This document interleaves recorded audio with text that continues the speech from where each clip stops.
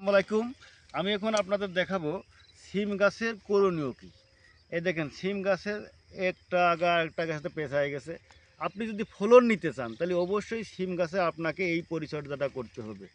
এই আগাগুলো আস্তে আস্তে করে এভাবে ছাড়ায় দিতে হবে। আর যত ছাড়ায় দিতে পারবেন তত এটা বাড়বে এবং এর কুশির সংখ্যা দেখা যাবে এবং কার্যকরী খান আসবে এবং পাশাপাশি আপনার এর ফলনও বেড়ে যাবে। এজন্য আপনারা চেষ্টা করবেন যত এইগুলো আগা আছে সিম গাছের আগাগুলো বিশেষ করে এইগুলো আগা ছাঁটাই করে দেবেন।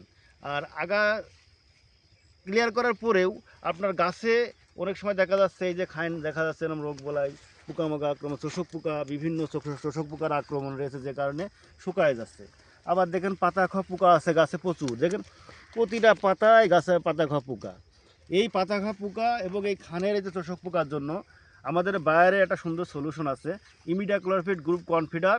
আর আপনার আরেকটা আমাদের আছে ফেনোস্কুইক নামের একটা ওষুধ, যেটা ফ্লুমেন ডায়ামাইডের সাথে তৈরি। এই ফ্লুমেন ডায়ামাইড এবং ইমিডাক্লোরপিড ওষুধটা দিয়ে আপনি এই গাছে লিটারে 1 মিলি আর কনফিডার দেবেন 10 লিটারে 2 গ্রাম দিয়ে ফেনোস্কুইক আর কনফিডার দিয়ে স্প্রে করবেন। তাহলে আপনার এই পাতা খাওয়া পোকা এবং এই রস শোষণকারী যে জাপ পোকা কালো জাপগুলো আছে এটা সব চলে যাবে। আর বিশেষ করে এই ভুলটা কেউ করবেন না, এইটা ছাড়াবেন অবশ্যই। যত এর কার্যকারিতা করতে পারবেন ছাড়াইতে পারবেন তত এর ফলনটা বাড়বে বেশি। তা আশা করব আপনারা এইভাবে ওষুধটা স্প্রে করবেন, তাহলে দেখবেন এই গাছ থেকে পোকামুক্ত এবং পাতা খাওয়া মুক্ত এবং ভালো একটা ফলন আশা করতে পারবেন।